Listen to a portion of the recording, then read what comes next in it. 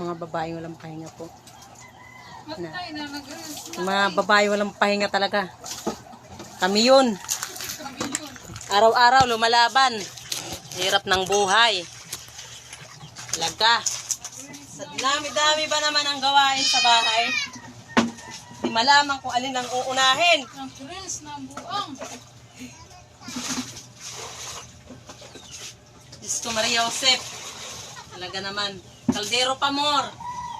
Oh, mga kapitbahay, baka kulang pa yung ano dyan. Mga hugasan nyo akin na. 10-10 lang.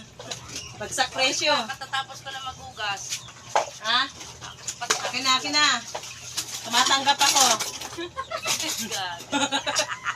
Tumatanggap ako. 10 lang, bawat isang hugas. Dadamihan ka na nga, tatanggap ka pa.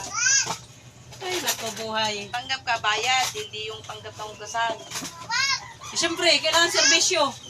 Walang magbabayad sa'yo, walang serbisyo. Ganito sabi mo, Tilay, sino kumain? O, 10 piso mo. Ba? Ganon. Wala kang katulong pang